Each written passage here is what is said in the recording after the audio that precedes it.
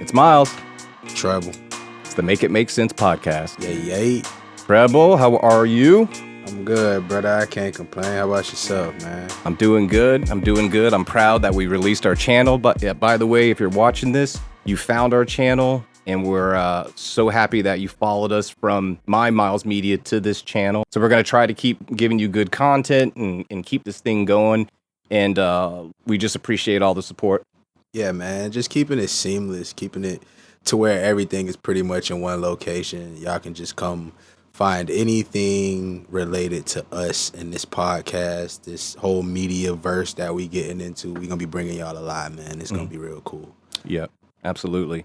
So Tr3bel brought up a clip that is absolutely hilarious. And this is a segment that I think Tr3bel's gonna take the reins on. So why don't you tell the people what this is? So speaking of fun things that we about to be doing going forward, y'all know we like to watch videos. We like to interact with y'all. We like to interact with each other. So we gonna always have our regular videos that we have for the show that, you know, coincide with what we doing. But we gonna bring in a bruh what the fuck clip of the day. You know what I'm saying? Like just random shit, funny. Sometimes it's gonna be mind-blowing. Sometimes it's gonna be shit that you just like don't know how to respond to. But we want y'all to chime in. We like, everybody like live reactions. We like live reactions. Shit be funny all of the time.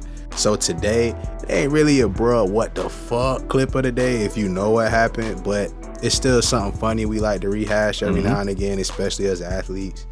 Me wearing this jersey. If you a real hooping fan, you know who jersey this is. If you don't, you gonna find out from this what the fuck clip of the day. This is the worst way to find out. No, it's not. This epitomizes the truth of this man. Hit play, sir.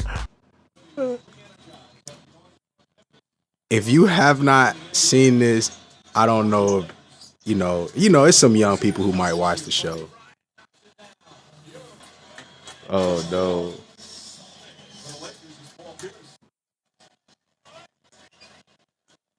His leg is toe up, y'all. Gotta shit myself. Oh, my knee, but really shit myself. So here is a ghost knee injury that we witnessed. At the time that we watching this, if you don't know what's coming up next, at the time we watching this, we trying to figure out what's going on. Like this Paul Pierce, at this time, him and Kobe going back and forth. It's just like, damn, man, Paul Pierce hurt. Look how close the game is. You like, bro, Paul Pierce hurt right now. Ain't no way. He in a wheelchair. My dog crying, bro. He out for the season, bro. Don't even put the camera on him. Look, man. Damn, bro. Damn, bro. I'm in the house sad as a jet, bro. I can't even believe it. My dog Paul Pierce hurt, bro. He out for the season. He gotta be. Paul Pierce too tough to go out like this in a wheelchair. And here he comes.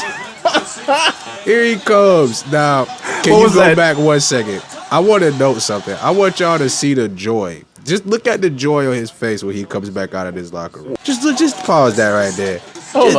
Just go back one time and just pause it as he come out of the tunnel. And I want everybody at home to just look at the look of enjoyment on his face. But I mean, and at the time, you thinking, damn, he came out this happy, this pepped up because he just found out he dodged one of the worst knee injuries ever, right? No. We learned years later this man was that happy and that joyous because he faked an injury so he can go cop him a squat. Yes, it is real. That nigga had the shit. We have all been there, but how many of us been bold enough to just stop everything we was doing and on public? Like, this is millions of people watching this shit. Yeah. This nigga said, man, I got a shit. Fuck this, nigga. This knee hurt. Put me in a wheelchair, because, nigga, if you don't, I ain't making it. Oh, man. I'm so surprised that people haven't somehow found... Because did he shit himself during the layup? Or did he pre-shit and then was like, I gotta figure something out here? I don't know. I think he explained it before, and I forgot his exact explanation. But dog, I remember sitting there like, damn, bro, Paul Pierce is out. Oh, here he come, just like Willis Reed of the Knicks all those years. But Willis Reed was really hurt. Yeah, this nigga had the shit. Yeah, Yeah. You talk about the truth, so I'm repping my boy Paul Pierce. Mm-hmm. They've been selling the man out in the media. He one of the greatest players of all time. Put respect on that man's name. True. And that man's so great. He stopped halfway during the game with Kobe while they was losing to go take a shit and come back. I don't know if they won that game or not. I forgot. But my boy came back and balled out the rest of the game. Shitting on them niggas. Paul Pierce is the shit. Speaking of basketball players, I want to show you this clip here and just get your opinion real quick while we're on the sports minute here. I don't know how I feel about this. Oh, you'll love this. You'll love this. I wouldn't steer you wrong, my friend. What do you feel about this here?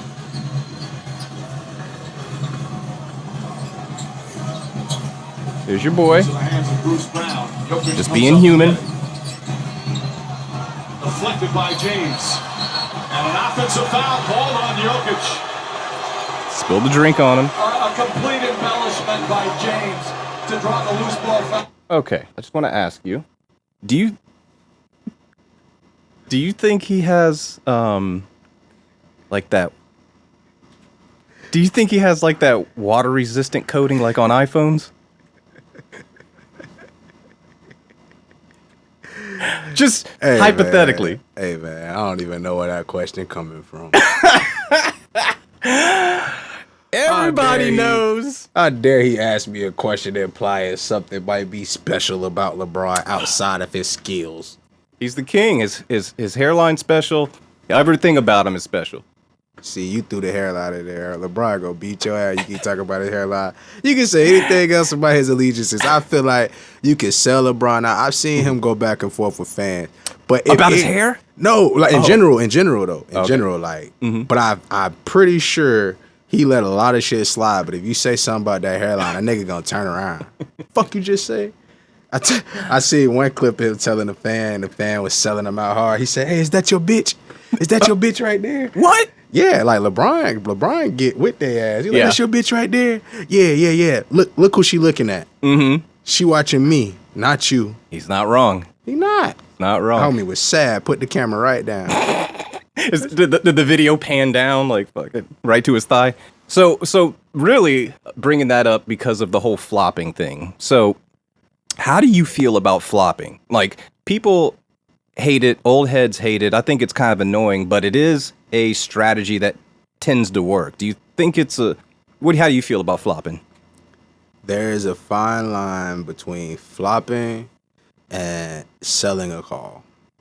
Okay, I think explain. that any basketball player that's played at a high enough level and know what I'm talking about, any casual basketball fan who just likes to really watch basketball, listen, because I'm about to break it down. Mm-hmm. Let's look at somebody like Jokic. Look at somebody like Joel Embiid. Mm-hmm. Then you look at their play style compared to somebody like a Russell Westbrook. Mm-hmm. Let's take Giannis. Giannis is a perfect person to throw in that. Giannis. Let's take Tyrese Maxey for the 76ers. Okay. He's full flopping. throttle. Yeah. But you take these guys, though, that you can clearly see Joel Embiid goes out of his way to try to get to the foul line. Mm-hmm. I love Joel Embiid. I think he's a great player. But there's a lot more he could bring to the game if he wasn't trying so hard to draw fouls. Falling. Right. You spend more energy doing that than actually, like, trying to get to a spot, creating contact, and going to the line. Yeah. I use Russell Westbrook as an example because when he goes to the hole, he goes to the contact. Mm-hmm. Into it. And when he gets the contact, he tries to finish the bucket. Right. And then might look at the ref and go, yo, what's up with the contact? Right. That's just to put a seed in the ref mind. Hey, bro, watch that. Yeah. It might not have been a foul. Yeah. But I at least played through it. Right. I hate watching these guys that just flop around, bro. Right. Like Jokic. I love Jokic's game, but bro, he flopped. He's a flopper too? Yeah, I mean, like, you can't. I think the worst part about Jokic for me with nowadays is that there's just nobody man enough willing to just go, fuck those fouls. Mm-hmm. I'm going to beat your ass for first couple possessions, and we're going to see just how man you want to be the rest of the game. Mm-hmm. Like really foul him to test him. Yeah. Right. Like Dwight Howard did what Kevin Garnett said he would do. I don't know if you've seen that video recently of Kevin Garnett talking about what he would do if he guarded Jokic. Did you see that? No, I didn't So see that. basically, he just said, I'd pick him up full court. I'd meet him everywhere he went. I wouldn't let him get to his spots so easily. He's not walking all the way down court to the block. No, I'm picking him up as he walking before he even get the ball. Right. Stuff like that. Dwight Howard did that in the bubble, and he gave Jokic hell. Right. Ironically, Dwight Howard's out of the league now, but we ain't gonna go there. You are perfectly segueing into something else I wanted to talk about. Did you want to keep going? Did you have more? Keep that in mind. I'm Okay. gonna finish the statement. Okay. So, just that concept, though, if people did that more, they would have more success. But Jokic himself has a tendency of doing that, flailing, exaggerating the contact to the most utmost degree. Yeah. Now, I want to put into perspective that should be expected from European players. Okay. Why do you say that? Because soccer, you get rewarded for that in soccer. True. Soccer is the biggest sport in the world. Soccer is the biggest sport in most European countries. Right. Yeah. Basketball is now just picking up. So a lot of those guys that would have played soccer play basketball. So their mindset is still the same. So they were the ones taking that open court foul in the FIBA games and stuff like that. They brought that to the NBA. Are you saying they brought Euro flopping into the NBA? Think about how often you seen flopping before you started seeing an influx of European players. Would that be like the one that pops to mind immediately is Ginobili. Dirk. Dirk didn't flop that bad, but Dirk's shooting motion created a lot of weird visuals. Yeah, so when people weren't they weren't up to speed with the weird foot back. Yeah. So I'm just saying the awkwardness of the game. It's not even awkwardness. Big men being able to have that handling ability that comes from overseas. Yeah, because they talk about how they get trained at 7 feet to still play like guards, stuff like that. So that, along with the soccer mindset of let me get this foul, it's an important thing. They don't have the overall athleticism that the Americans were displaying at the time, so they had to find some way to make the game competitive, especially playing against Americans when you seen what the Dream Team came over there and did. True. And you mentioned Dwight Howard, and he was one of those guys. I remember him vividly because being an Orlando fan and everything. And diehard Magic fan here, by the way. Oh yeah, that's right. Yeah, we both are. Hell yeah. I forget about that sometimes. That's right. Another reason I love you. Another one. Just add it to the long list. Sports brings people together. It does. Yes. But Dwight, as you remember, would get fouled a lot, and they would always get him when he's down on the bottom. And he would come up, and they would just completely rake over his arms, and it fucked his whole back up. Remember, he ended up, right when he got traded to L.A., he had back surgery. And then when he went to L.A., he had the weird, robot. He looked like a robot. He had the brace. He looked crazy, stiff, couldn't move. And the season was horrible. And every L.A. shit all over him. Kobe called him, I'm sorry, and blah, blah, blah. And then you see, in the bubble, now that he's lost some weight and healed over the past decade, he looks good. And he's actually in Japan, I think now. Taiwan, yeah. Which is interesting. Something I want to talk about in a second. But, if he would have flopped more or maybe tried to sell it instead of muscle through it all, his back may not have been as fucked up. It wasn't possible in that era of basketball.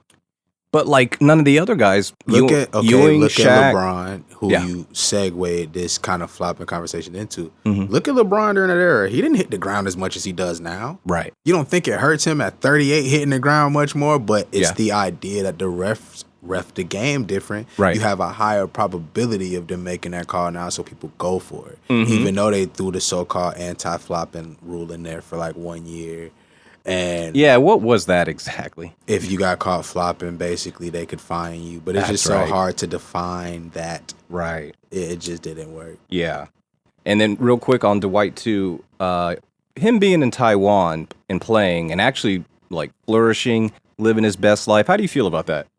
I think it should be a sign to most other players in the world. You don't have to go to the NBA to make a lot of money. Granted, Dwight Howard made a lot of money in the NBA. But you can go overseas. It's not a knock on your career if you don't make it to the NBA.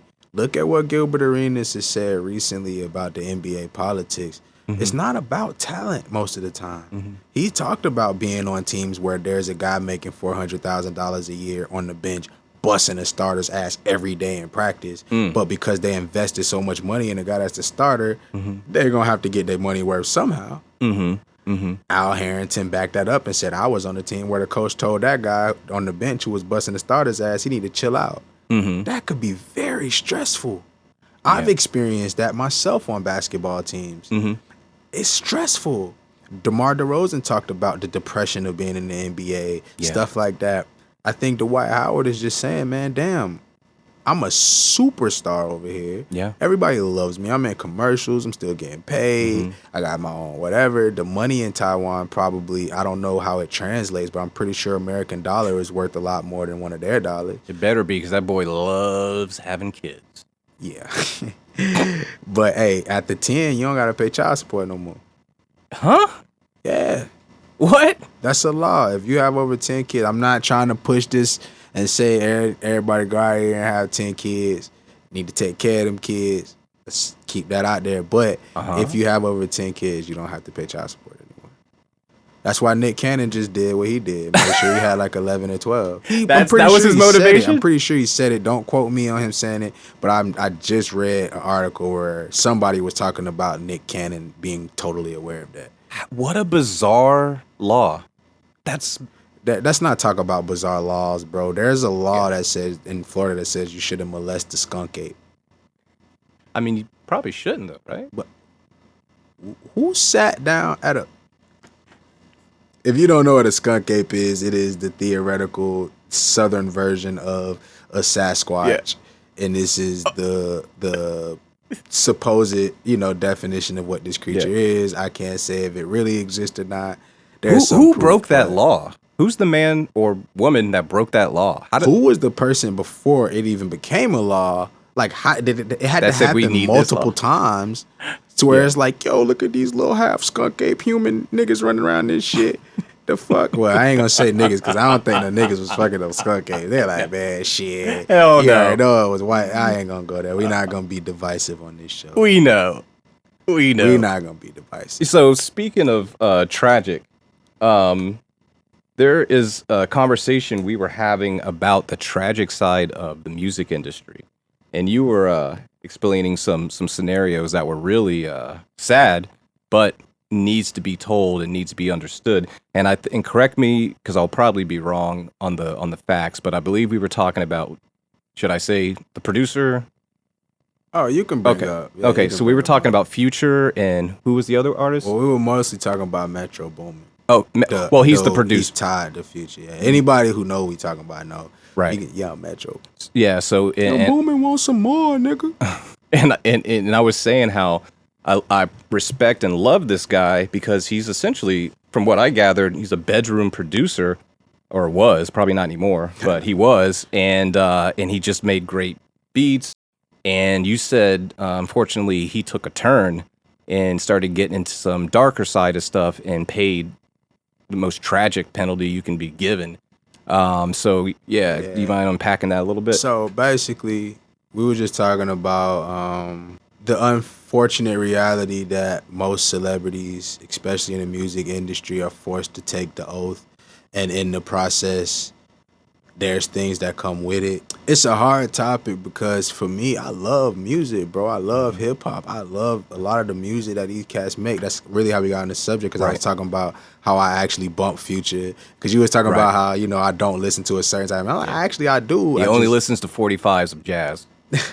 Hey, not joking, bro. I'll be listening to Sun Ra. That's just a whole different type of jazz movement there. Nonetheless, I do listen to a lot of these guys. I do like a lot of their music. I do think they're talented, but that does not negate reality. And I think for me, I just try to be the voice of reason. Like, okay, you can be as talented as you want, but I can't overlook these things here. And there's certain things I don't like just putting on people. Like, I don't like speculating. I don't like saying things in a way to where it's like, this is definitive, this is this and this is this is this. But what I can say matter of factually, definitively, is any person, like we talked about in the Jamie Foxx episode, I talked about there being like 3 things you should look out for when Yeah. you're trying to erase a character. Yeah. But that's the end game. You got to build the character too.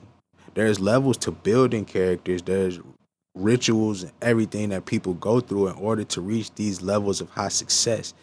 Every nigga you ever see who reach these high levels of success say, yeah, of course, as soon as a nigga get money, they say we had to sell our soul to the devil. Why you get that defensive about it, bro, if you know it ain't true? Prove it wrong. Most of them can't. Most of them have all of the symbolisms similar to how I could say Metro Boomin went from just Metro Boomin to now you got a record label that's called the Boominati. I mean, why even play with that if it ain't? You know what I mean? They love to say, why we only talk about black people like hip-hop artists? Why y'all don't talk about the rock stars and da-da-da? I talk about everybody, but I didn't grow up listening to rock, so I don't know their life stories like I know y'all life stories that's been put in front of me. I don't follow their path the same way I follow yours. And their path does not affect my culture the same way your path affects my culture. So me being in our culture, I have to be the one to talk about hip-hop. I'm a hip-hop artist. And nobody's an expert at everything, right? And then even that, I can go down the path of rituals that are done in rock music. I can talk about witch language, things like that. We'll get into that kind of stuff as we go. But you have to understand as people, this is not nobody hating. This is not nobody saying, oh, the only way to get money is to sell your soul neither. No, there's a lot of money you can get in a real and righteous way, but you got to realize what energies you accepting in your life when you accepting these celebrities as people who you put on a pedestal.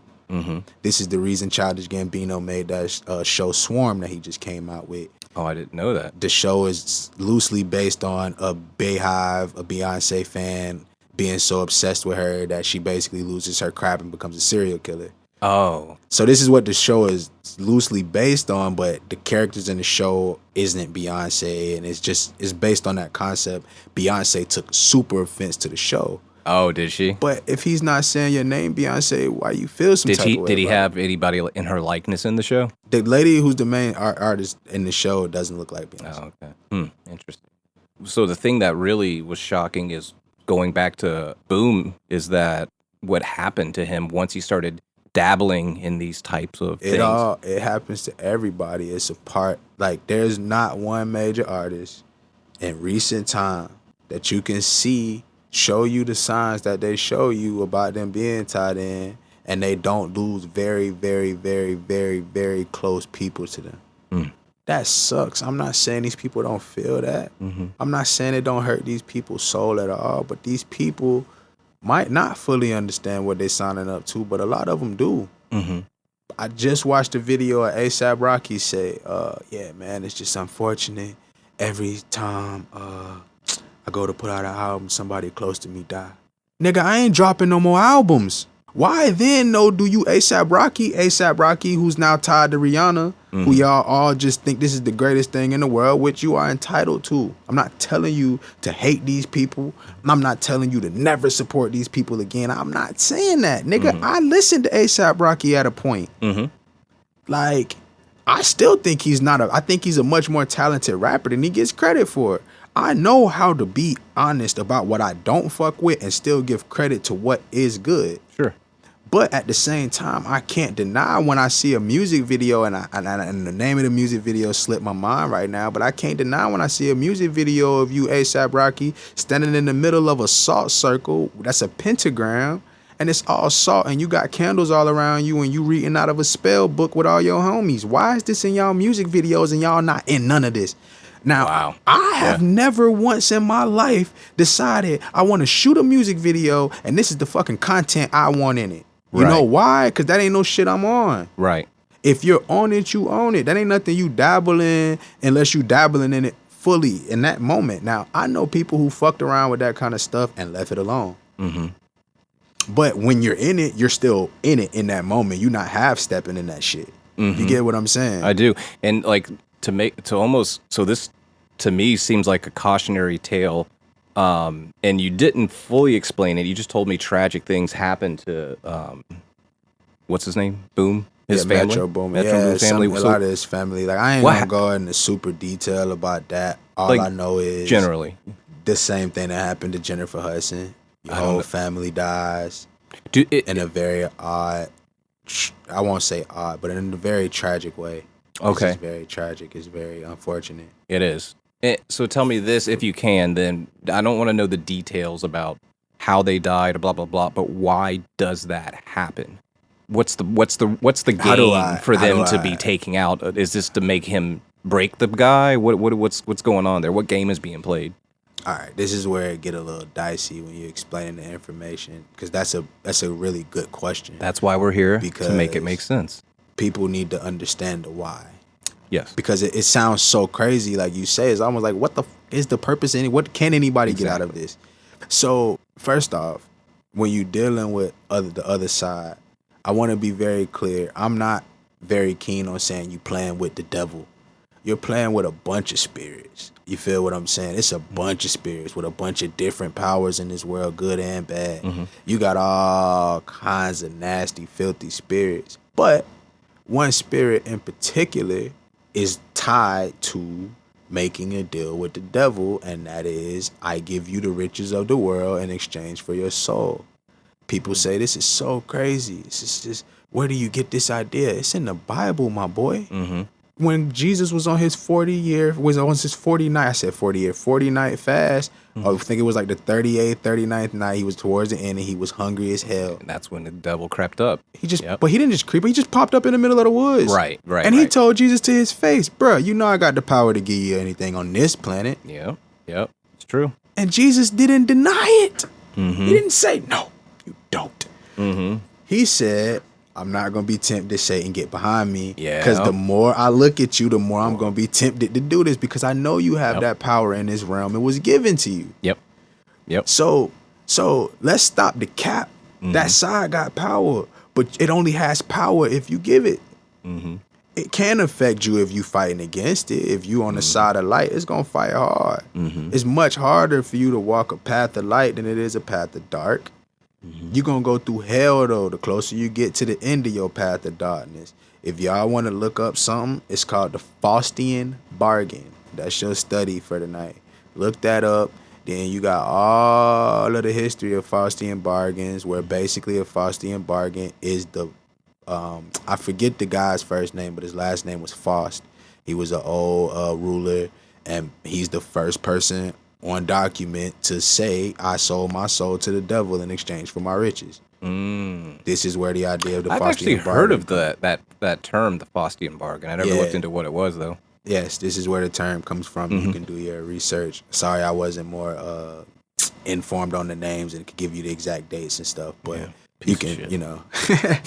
But, you know, so when you're doing this, the answer is simple.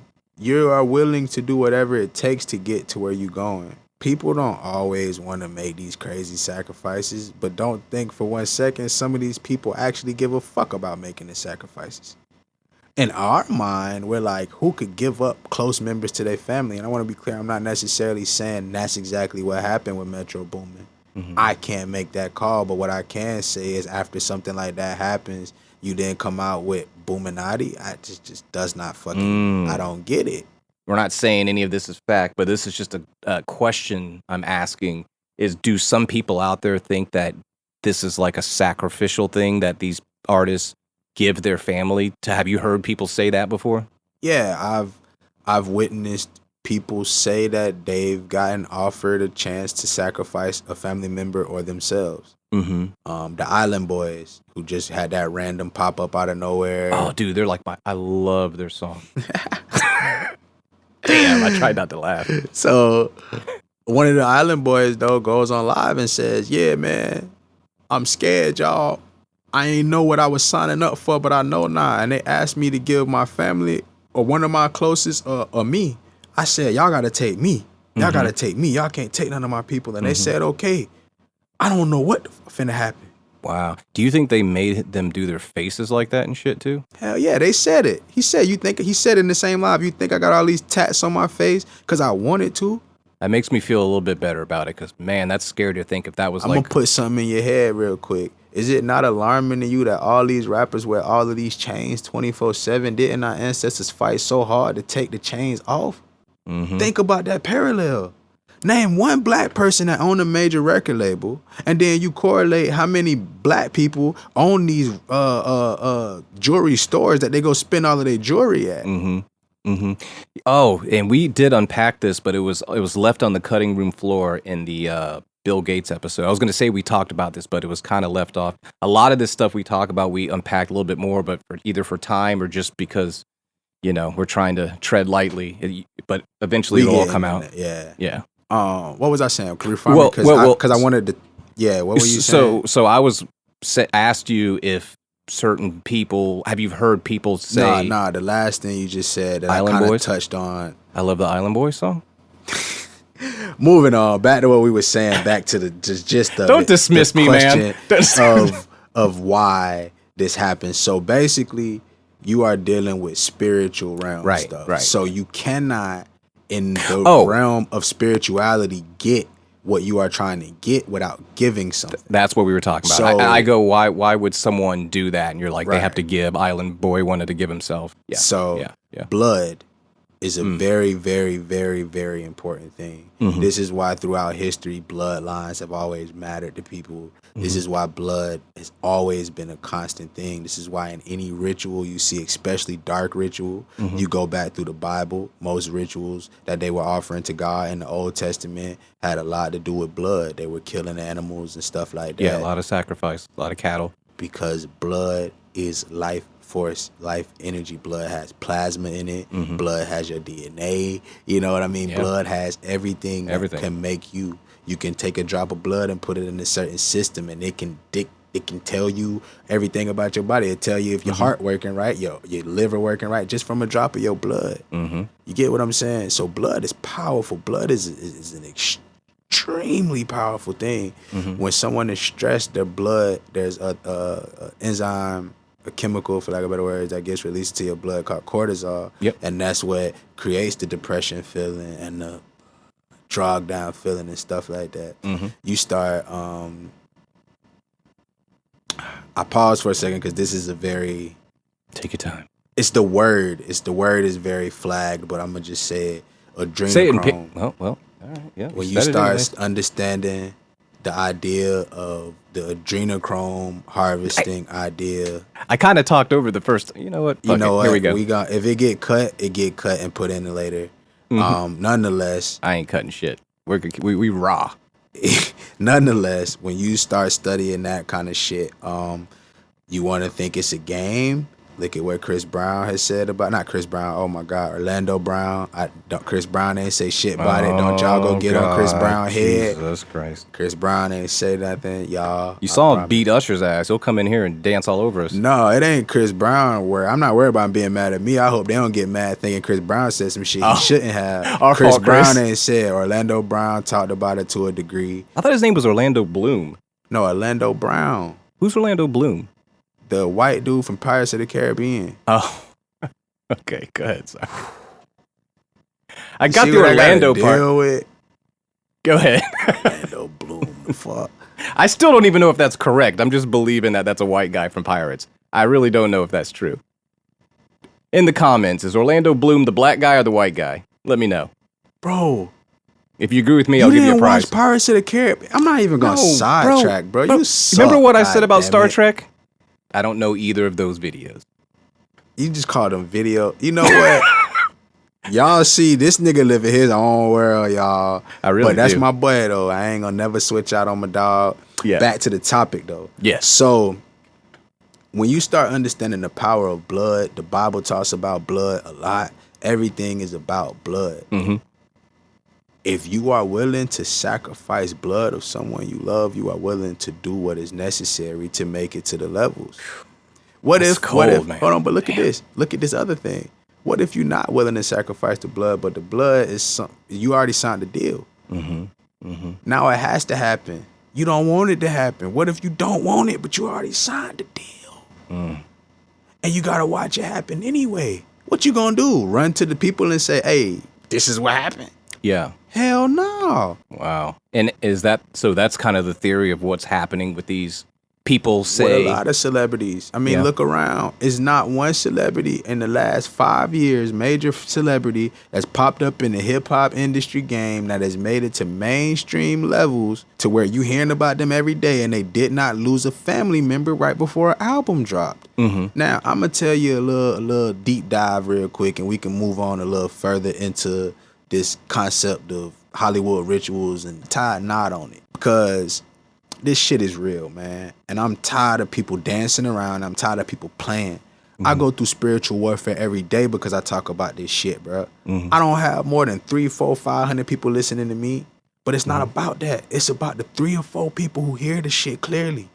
So please, this is what we do this for. So understand, this is spiritual warfare. It is nasty. It ain't nothing nice about it. If you are on the good side of spiritual warfare, you got to be ready to kill too.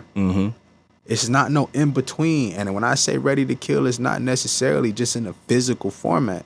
It's a spiritual war. You got to be ready to kill whatever your current level of thought is, your current level of spiritual resonation is, and be ready to grow into a new one instantly. Yeah. You don't have time to dilly-dally around and play with this whole idea of I can't accept this thought because it just seems so far-fetched. You got to do research in this era. This is the age of Aquarius. All of the veils are getting snatched off whether you want them to or not. You can't deny that music don't hit the same. You can't deny that these people just not, they come and they go. You can't deny that it's not weird that all of this death is surrounding this music. If you can deny all of that, if you can look at Astroworld and tell me there wasn't something super fucked up about that, then hey man, you can't be saved.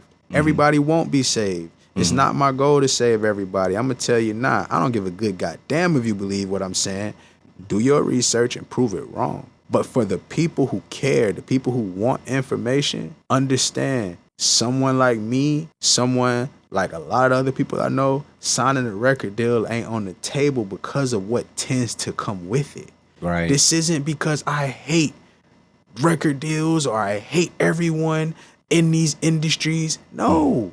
It's not that I don't want the money that come with it. I don't want the spirit exchange that comes with the money that comes with it. Yeah, there's a price to pay. Yes. Yep. You not what the Bible says. What is the price of what is? How does it word it? I think it's like what price does a man pay to gain the world but lose his soul? Right. Yeah, that's pretty much it. So that concept, you can get everything you want, but how is it that these niggas be so rich but they on drugs all day, Right. popping pills, trying to just drown out their minds? Right. Right. Why is it that they family just dying? When you get money, that's to secure your people, ain't it? Yeah. Yeah. And you know what? That principle that you're talking about, even if you don't believe that this stuff is really happening, because I honestly, I'm a skeptic. This is why I love having conversations, because I'm skeptical of the skeptics. So we go back and forth, and it's awesome. But beyond all that, if you believe this is true or you think it's all bullshit, just look at basic things in life. Everything has a price. You eat too much, you get fat, you get heart problems.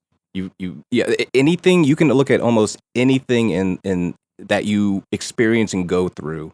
There's always a consequence. So it's not too far-fetched to think that if you do if you get the things that you think are the best things in the world to have and gain, that you're going to lose some of the best things that you love and cherish too. And let's take that down past the whole Hollywood ritual sacrifice to, just like you said, more of a personal level.